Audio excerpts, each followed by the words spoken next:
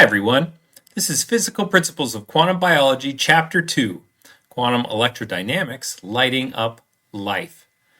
I'm Dr. Nathan Babcock, and this is work I've prepared in collaboration with my wife, Brandy Babcock, in our new book, The Physical Principles of Quantum Biology. You can download a free copy on the Physics Archive at the link posted here. And if you take a look at the table of contents, you can see that this lecture will be covering Chapter 2, Quantum Electrodynamics, Lighting Up Life. So what does biology have to do with quantum electrodynamics, or QED as it's sometimes called? Quantum electrodynamics is a fundamental theory that describes the interaction of light and matter. Describes that interaction on the most fundamental level and provides the physical framework that's needed to model energy transfer in living systems. Quantum electrodynamics describes, you might not be surprised to learn, electron dynamics. This is the movement of electrons, and it forms the basis for biological energy transduction and provides the electric tunneling current that powers effectively all cell functions. Now, the biological foundations are important here because quantum electrodynamics actually underpins many essential life processes involved in metabolism, respiration, and photosynthesis. And this makes quantum physics inseparable from biological function on its most deepest level. So, when did quantum electrodynamics begin? If you look into history, going back to the 1800s, in 1887, Heinrich Hertz first observed the photoelectric effect, demonstrating that light, photon of light of sufficient energy, could eject electrons from metal surfaces, creating a spark. And this laid part of the groundwork for quantum theories, because not just any photon of light could eject an electron, it had to have a high enough frequency, ultraviolet light, to be precise. And he observed that the light from one spark could produce another spark in a nearby coil. Now, by 1905, Albert Einstein had explained the photoelectric effect using a quantum hypothesis, showing how photons transfer energy to electrons in discrete energy packets known as quanta. And by 1927, Paul Dirac had developed quantum electrodynamics in its earliest form, unifying quantum mechanics with special relativity to explain the interaction between light, that is photons, and matter. Primarily electrons interact with light in materials. So where did the term photon come from? This excitation of the electromagnetic spectrum that's now known as a photon, the term was coined in 1926 by Gilbert Lewis, the famous chemist. Now, at that time, Einstein had created the idea of a light quantum, but Lewis was interested in the question of what photons did the rest of the time, so to speak, when they're not whizzing around at the speed of light. And he supposed that when a photon is absorbed by an electron in a material, that it remains an important structural element within the atom. And in a sense, that is true, that as an atom absorbs a photon of light, the excitation that is created in the atom is thought of in terms of the overall electronic structure of the atomic system. Now, we now understand that the photon is the electromagnetic force carrier for all electromagnetic interactions. Now, photons are the primary source of energy that excite electrons in living systems. The vast majority of energy in the biosphere comes from the sun through photosynthesis. And therefore, the quantum nature of light absorption allows biological systems to capture photons, in fact, with remarkable precision, converting photon energy into discrete molecular excitations. Now, not all of Lewis's suppositions were correct, because in fact, when the photon is absorbed by an atom, in some sense it ceases to exist. As a gauge boson, the number of photons, I should say, is not conserved. So photons can blip in and out of existence. But what is conserved is the excitation energy and momentum that are transferred by the photon, that excitation of the electromagnetic field, to the electron in an atom or a molecule. And you can read more about this in, for example, Scully and Sargent's paper on the concept of the photon from Physics Today a few years back. So biological electron transfer is in fact very important for understanding really the basis for metabolism. Electron transfer provides the energy source on a fundamental level. It powers cell functions, beginning with respiration and or photosynthesis. And most electron transfers are understood to occur via quantum tunneling, whereby electrons move through a biological system in a phenomena that allows particles to pass through the insulating barriers of the protein matrix that would be impenetrable at low energies in classical physics.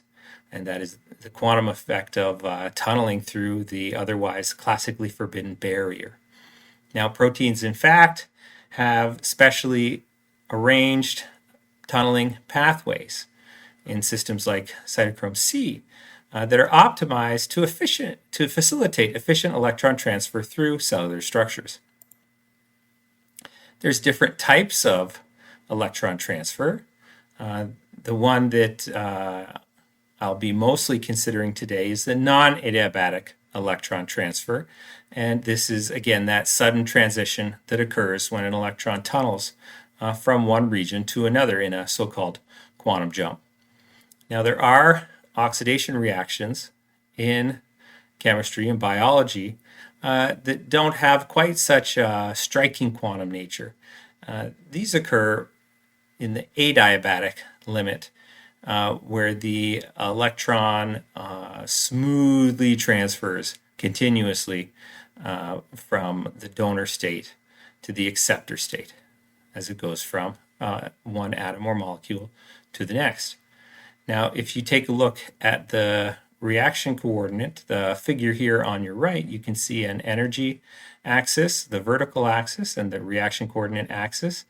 The pair of double wells shows on the leftmost well an electron at the donor, and the rightmost well shows the potential energy surface defined by the electronic wave function or the electronic density with the electron at the acceptor. And the question of whether the transfer will occur smoothly and adiabatically or non-adiabatically as a quantum jump, a tunneling mediated reaction, really depends on that gap that you see created between the two curves, where there's a splitting effect measured by that script T dA. That's the transfer matrix element between the donor and the acceptor. So a large transfer matrix element, as that gap shown between the two arrows increases, that ultimately leads to an adiabatic effect as the system smoothly traverses the curve from the leftmost well to the rightmost well. But if that gap gets very small, then the probability of the electron transfer occur becomes much smaller. And in fact, the transfer effect is now limited by that coupling matrix element itself. And it must then be accounted for by a quantum mechanical method to first order, known as Fermi's golden rule number 2 to be exact, which is a dynamical quantum effect that tells us the rate of tunneling or the probability of a quantum jump from the donor to the acceptor in the biophysical system. So where do we see quantum tunneling in biology? In fact, there's more than one type to consider. The most common type of tunneling, decoherent tunneling, or sometimes known as incoherent tunneling, is the case when electrons, as I mentioned, simply tunnel from one place to the other. The phase information, the coherence, is rapidly lost during the tunneling event, which means that the electron can't readily tunnel back or tunnel someplace else. It has to, in some sense, wait for another quantum jump to occur. So this dominates biological electron transport.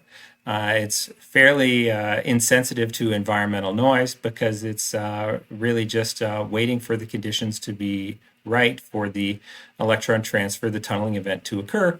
And it's very good at enabling short-range transfers, roughly less than 3 nanometers. Now, there's another effect that has been explored in biology, but is less well documented, let's say, resonant tunneling. And this is the case when the electron can tunnel in a kind of wave-like fashion through multiple states. And this would enable extremely efficient long-distance transfer. It maintains the quantum phase information, but it's much more sensitive to decoherence. And there's only data now emerging to suggest the presence of resonant tunneling in biology at all, if you check out the Ferrero reference from 2018.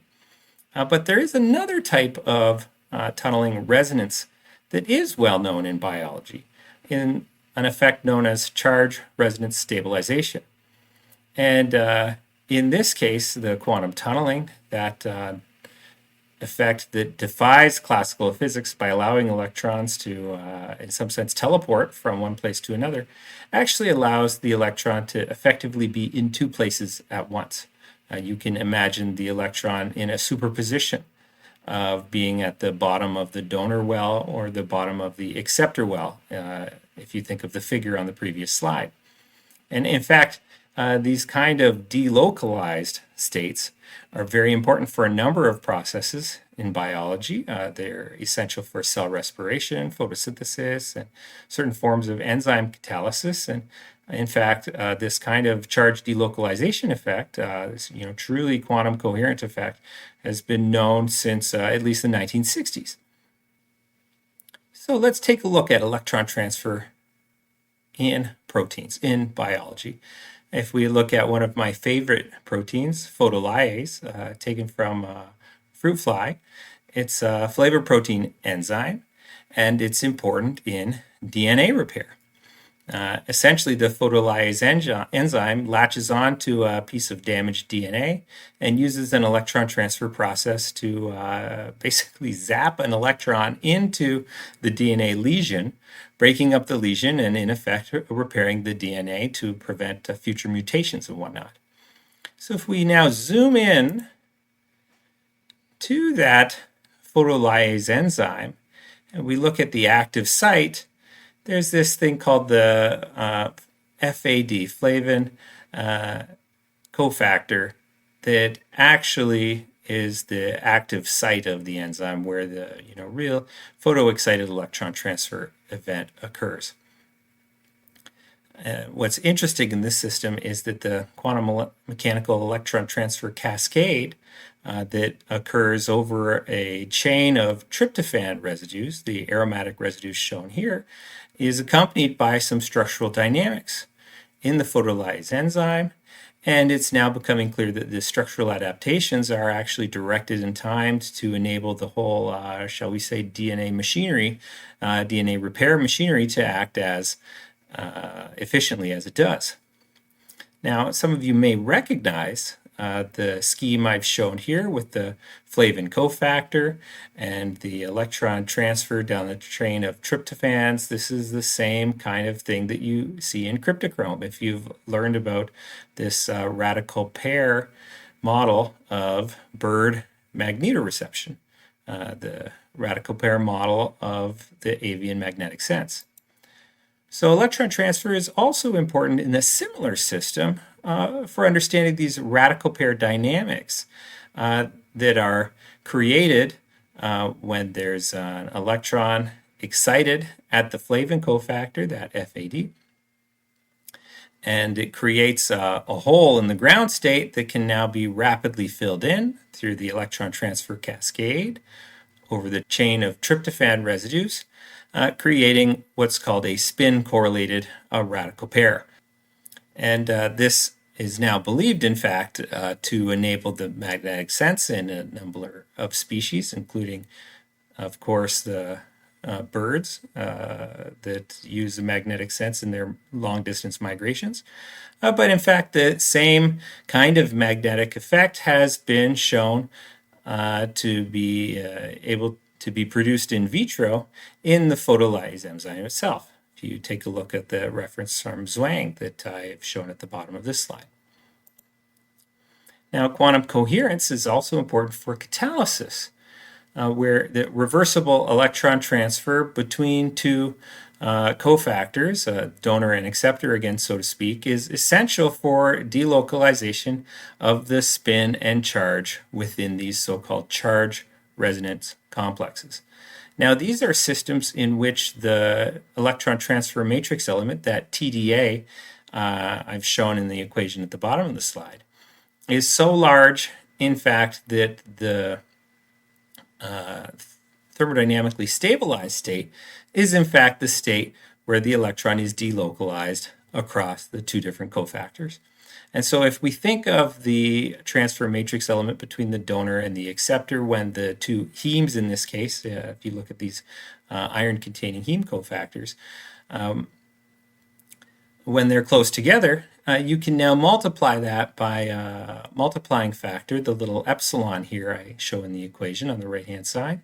And that actually now tells you the strength of the overall coupling as you separate the hemes and possibly put a bridge molecule in between, like the tryptophan shown here. And in this case, the tryptophan mediates the electronic coupling between the two heme cofactors in this enzyme MAO-G.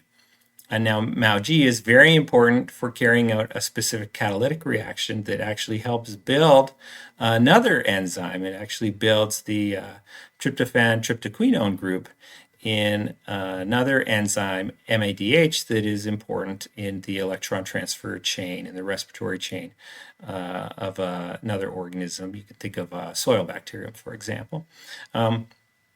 But in this enzyme, the important thing is that the delocalization of the charge, the superposition state of the charge across the two hemes, allows them to behave in tandem in some sense. It allows them to collectively carry out oxidation reduction reactions that would not be possible for a single heme to carry out alone. Basically, it greatly increases the redox strength of the enzyme by allowing two hemes to act together as one. Now, I mentioned resonant electron tunneling. This is a bit more speculative, but recent work has shown that another respiratory protein, azurin, when the experimentalists placed a series of azurin macromolecules in their gold nanowire system, that they were able to observe a signature of coherent resonant tunneling involving the copper ion of the azurin protein. And so this suggests the possibility that resonant tunneling, this long-range coherent tunneling that connects multiple tunneling-mediated states through a system, could be significant in biology as well, although these results are still quite preliminary and show systems in vitro. It would be very interesting to demonstrate resonant electron tunneling in vivo in a system, say for example, complex 1 of the respiratory chain, where they have a sequence of iron-sulfur clusters that apparently controls the tunneling rate of the electron injection into the electron transfer chain with a high degree of precision. So this is still open-ended, but a very interesting area of research to be pursued in terms of the question of the degree to which electron tunneling can be resonant for transfer effects. So we have a kind of a pyramid or hierarchy of biological charge transfer processes. At the top, the most quantum, so to speak, are these charge resonant processes, these hypothetical resonant tunneling processes that might help mediate certain transfer processes in biology, and the much more well-known charge resonant stabilization processes that are very important to biocatalysis, as I said, in the construction of the TTQ cofactor of MADH. Also, charge resonance stabilization appears to be important at the photosynthetic special pair where photoexcited exciton state actually creates the charge separated state that initiates the photosynthesis process. Now, another form of quantum effect is, of course, biological electron tunneling. Now, this is sometimes regarded as an incoherent effect, but of course it needs just enough coherence for the tunneling event to occur at all. So these tunneling events are very short-lived, minimally coherent events, but still quantum mechanical effects with no classical analog, because of course classical objects can't just slip through walls or insulating barriers. And the very bottom of the pyramid are just general reduction, oxidation, redox reactions that you might have learned about in high school chemistry. These can be treated usually very accurately using semi-classical transition state theory without worrying about the exact value of that electron tunneling matrix element I showed on the previous slide. But ultimately, if you want to simulate a redox reaction from first principles, you still might need to use some, at the very least, low-level density functional theory to account for, the basic quantum mechanical aspect of the electron density of function itself, as it smoothly travels that reaction coordinate from the donor occupation state to the acceptor occupation state of the electron. Now, all of these seem to be important on some level or the other for the cellular respiratory chain. The electron transfer chain constitutes one of biology's most sophisticated living systems. It's important to respiration, of course, but also photosynthesis and even immunology. These electron transfer chains are used in cellular defense, redox defense, to destroy pathogens and whatnot. So electrons in the electron transport chain move through an orderly series of protein complexes that are carefully controlled through these quantum tunneling steps. And in the case of the respiratory chain proper, the electron transfer creates a proton gradient, which ultimately drives that ATP synthase molecule that creates ATP, the energy currency of life itself. Biology has come up with some, living systems have come up with some incredible ways to carry this all out.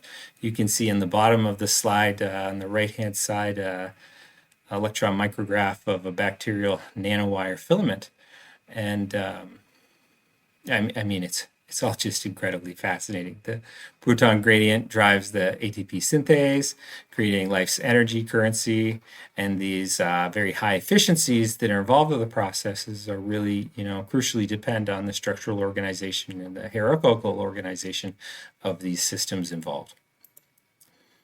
So if we look at redox reactions, of course, the next largest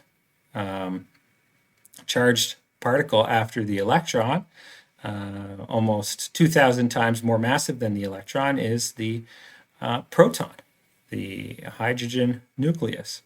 And electron transfer is often accompanied by proton transfer, either before or after the actual oxidative or reductive step in the electron transfer reaction itself. So again, if you recall from high school chemistry, oxidation is the loss of an electron, but electrons don't just disappear. If an electron is lost somewhere, it must show up somewhere else, and reduction is the gain of an electron.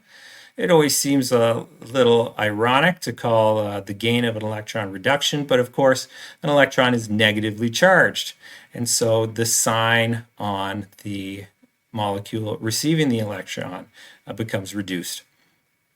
So you might have the electron transfer step occur first, and then a spare proton shows up to balance the charge of the reduced element.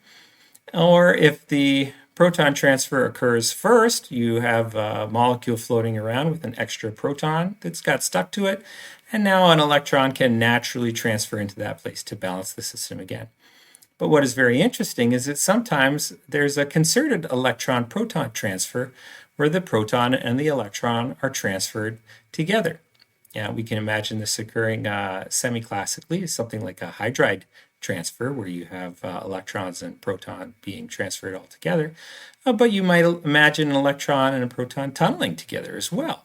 And so the concerted electron-proton transfer reactions are very interesting. They're very coordinated, and they certainly have a lot to be understood in terms of the nature of the coherence of these reactions, where the protons and the electrons are transferred together simultaneously. So let's recap. We have respiratory electron transport, where the electrons tunnel quantum mechanically through a series of otherwise insulating protein complexes during respiration.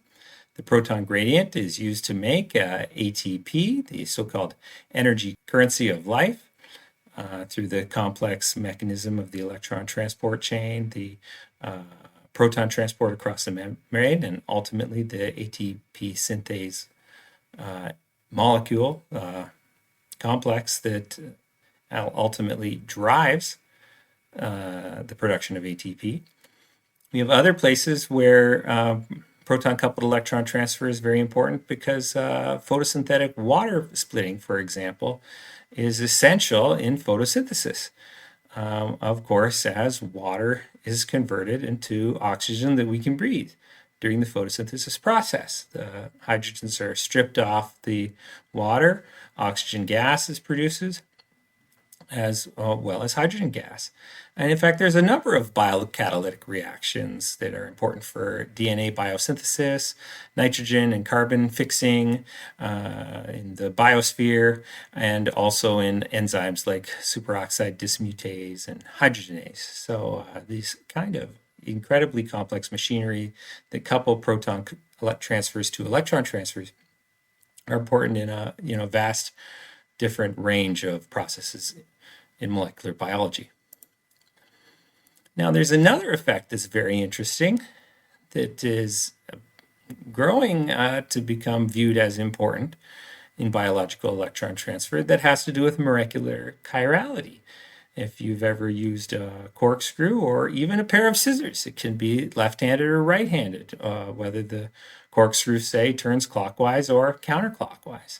And handedness, also known as mirror symmetry in physics, is very common in biology. There's a lot of chiral molecules that have that corkscrew kind of shape. Now, there's this interesting effect known as chiral-induced spin selectivity, where electrons are filtered through a chiral molecule based on the direction of their spin. That's the angular momentum, the intrinsic angular momentum of an electron that can be either clockwise or counterclockwise. And this kind of spin-controlled electron flow will determine the tunneling probability of an electron through a chiral molecule depending on the spin direction of the electron itself. And so this kind of spin selectivity is an intrinsically quantum mechanical effect. There's no real classical analog to it.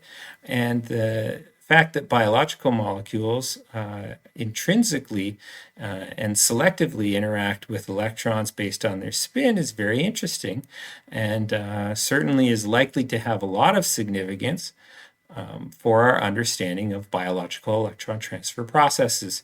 And so I've listed a few reviews that you can follow up on. The chiral-induced spin selectivity effect is still just being understood, and there's plenty of research to be done to fully understand the effect itself and also the importance of its role in biology. If we want to think about electron dynamics and health, of course, a lot of our health is relevant to biology. There's a number of things that can go right or can go wrong as far as electron transfer is concerned. So electron transfer dysfunction can lead to excessive production of reactive oxygen species. If you've ever been on an antioxidant diet, you have some awareness that oxidation can lead to inflammation and contribute to serious diseases like Parkinson's, cardiovascular disorders, and even cancer. As we age, the oxidative stress and damage that accumulates over the years. It can lead to energy deficiencies and accumulation of cell damage, that contributes to, both the aging process on the macroscopic level as we lose our vitality, but also the aging process on the tissue level through inflammation and even the cellular level through the process of cellular senescence. But the good news is that as we understand redox biochemistry and electron transfer biochemistry better and better every day, we have new options for therapeutic applications that really could have a wealth of implications, both through drugs and pharmacy, biomedical interventions, and even our basic understanding of health through diet, exercise, and so forth. So there's plenty of reading to be done here and plenty of research in this area as well. Now, the technological outlook is very exciting because if we understand natural photosynthesis better, we have the hope of creating artificial photosynthetic systems, biomimetic systems that replicate the quantum efficiencies found in natural photosynthesis.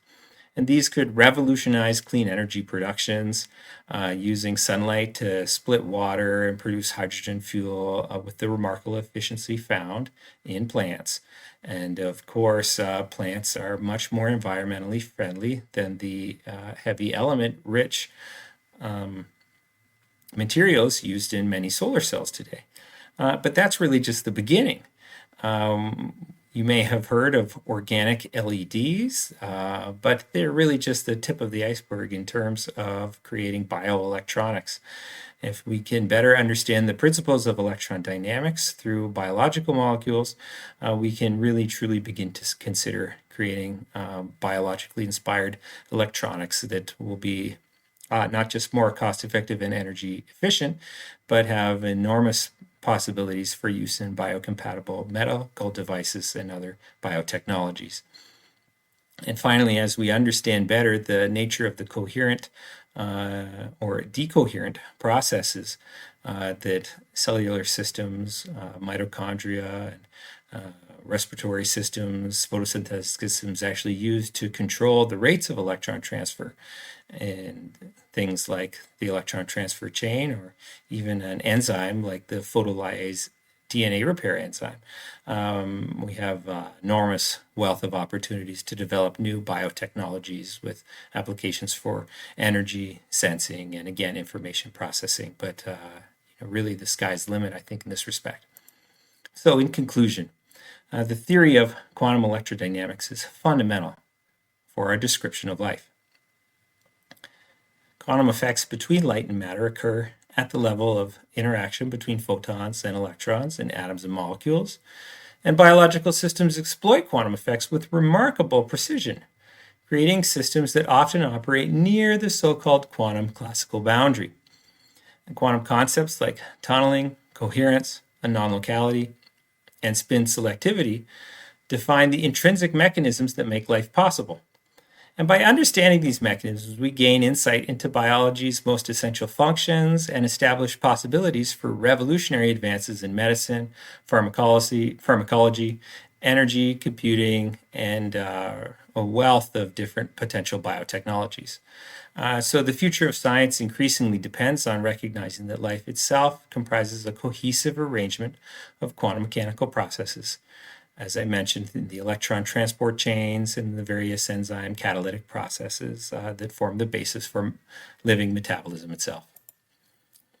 So, if you found today's lecture interesting, don't hesitate to download your guide to quantum biology, Physical Principles of Quantum Biology, my new manuscript, the monograph on the archive. It's available for researchers, students, and curious minds ready to venture beyond classical biological explanations.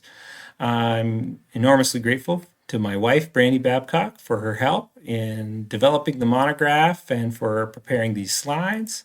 And if you have any questions, please don't hesitate to reach out. I'm Dr. B, and my email is on the slide, and of course, my YouTube channel as well. Don't forget to like and subscribe. Have a wonderful day.